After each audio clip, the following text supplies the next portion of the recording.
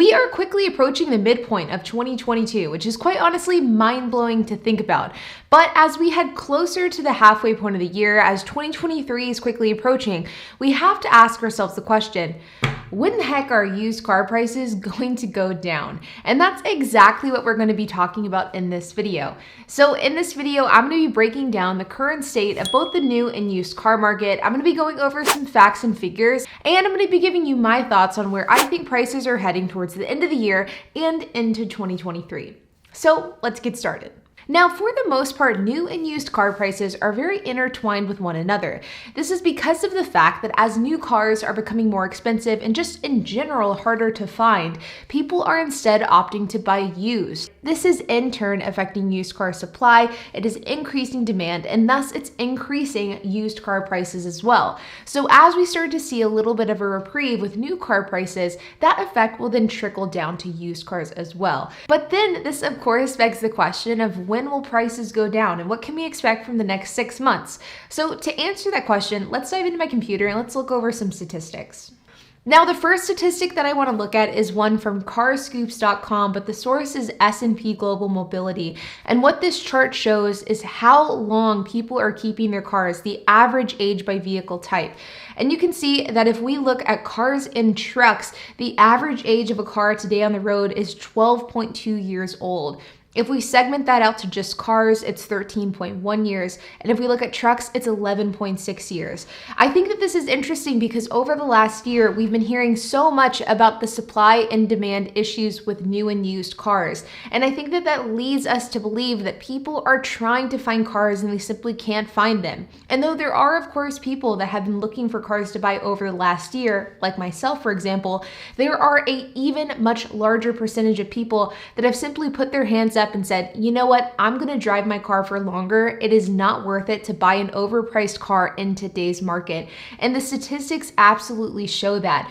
Now, whether people are holding on to their cars because of inflation and increased car prices, or alternatively, whether it's because of the oncoming recession, I'm not exactly sure. I think that it probably is a combination of both. It is proven that people are more likely to hold on to their used cars and get it fixed rather than buy a new one in times of recession. And I certainly think that this is beginning to play a role here. And if I was a betting person, I would bet that we will see this average age of vehicle increase over the next few months and even over the next few years.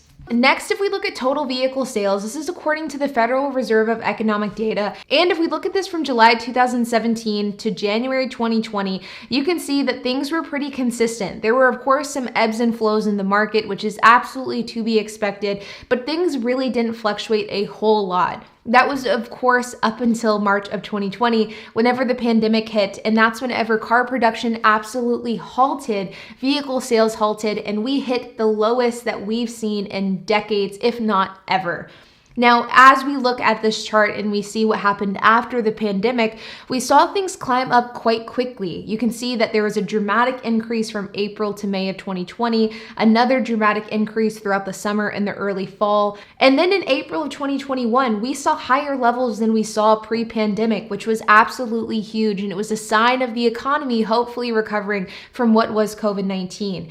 But then, of course, after that, we saw it tank once again, and this was due to vehicle production issues. You can see that there was a sharp decline between April of 2021 and September of 2021, and this was not because of a lack of demand for new cars or used cars. It was simply because of a lack of supply, because of chip issues, labor shortages, issues with manufacturing cars, bottlenecking issues. There was just so many things hindering the new car production line that it was causing prices to absolutely skyrocket across the board.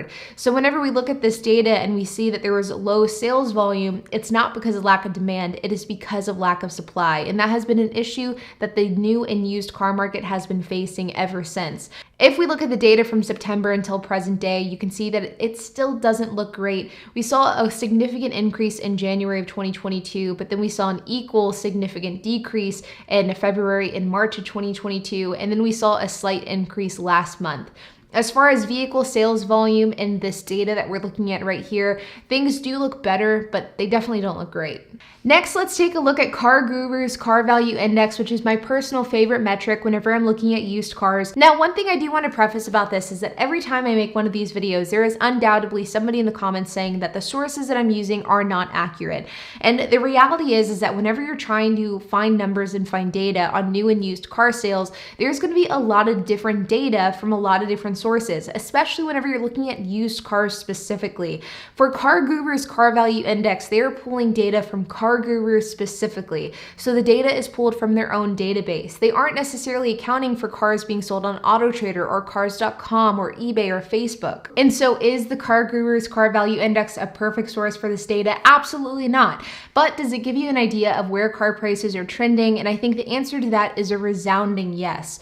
The other thing that's important to keep in mind with CarGurus Car Value Index is that this is a metric that I've been looking at and keeping track of consistently for the last year. So every single month I'm able to compare the CarGurus data specifically against that same data a month prior or 6 months prior. So if you're pulling your data from a bunch of different sources and you're changing it up every single month, yeah, your data isn't going to be that accurate. But if you're using the same sources each and every month and you're able to use those sources to gauge demand and gauge price increases or decreases, that's whenever I think CarGurus Car Value Index can be very, very helpful. So is this a perfect solution, a perfect data source? Absolutely not. But I do think that it gives you a really good idea of how car prices are trending. And as somebody who spends literally hours every single week looking for used cars to buy, I can say from experience that I do think CarGurus Car Value Index is pretty accurate. And so I do think that this is a reliable source. If anybody has any recommendations for other sources I can look at, then definitely leave a comment down below. I'd love to check those out. So if we're looking at the CarGurus Car Value Index, you can of course see that in May of 2021, around this time last year, car prices were significantly cheaper. We saw a dramatic increase throughout the summer and fall of 2021. But really what I would like to hone in on is January of 2022 to present day. So really the last 4 or 5 months. And if we look at this chart, you can see that for the most part, prices have been fairly flat, if not having a slight decrease. You can see that we started to see prices slightly go down in March of this year, so a couple of months ago, but then the prices increased once again, and now it does seem like we are on the downward slope, though the downward slope is pretty minimal. If we scroll down to the table, you can get a better idea of where prices currently are, and you can see a breakdown based off of body style. You can see here that there are a handful that have depreciated in the last 30 days. This is the SUV, minivan, crossover, as well as the hatchback. If we look at 90-day data, you can see that there's also a few that have depreciated, but the bulk have appreciated. And then of course, if we look at year-to-date data, it has also seen significant appreciation. If we scroll down to the makes, you can see a similar breakdown, this time by make and model, and you can see that there are a handful of cars that have seen some depreciation the last 30 and 90 days. Looking at this, it almost looks like 50% of the vehicles have seen some form of depreciation in the last 30 days, if not more than that. And this is of course a really good sign because it could be an indicator that the market is beginning to turn more rapidly. And lastly, if we look at the Manheim Used Vehicle Value Index, you can get a better glimpse of this as well. Manheim does specifically prices at vehicle auctions, and so this is another great resource to look at. And according to Manheim, it says wholesale used vehicle prices increased 0.7% in the first 15 days of May compared to the full month of April. This brought the Manheim Used Vehicle Value Index to 222.7, which was up 9.7% from May of 2021. The non-adjusted price change in the first half of May was an increase of 1% compared to April, leaving the unadjusted average price up to 12.1% year over year. But according to this same index, wholesale vehicle prices have decreased by 6.4% since January of this year.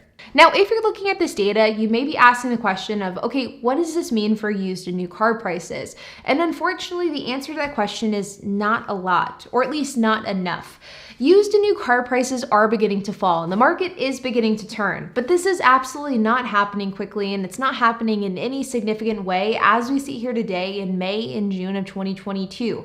And realistically, we probably won't see any significant change in car prices until the end of the year, if not 2023. It is a better time to buy a car today than it was 6 months ago, but I would also be willing to bet almost anything that used and new car prices will be significantly lower in 6 months to a year than they are today. And I also think that as we head into the second half of 2022, with a looming recession, with a bleak economy, and with rising interest rates, I think that these things could have a dramatic impact on the affordability of cars. And I think that these things could truly cause the car market to shift more than we've seen in the last 6 months.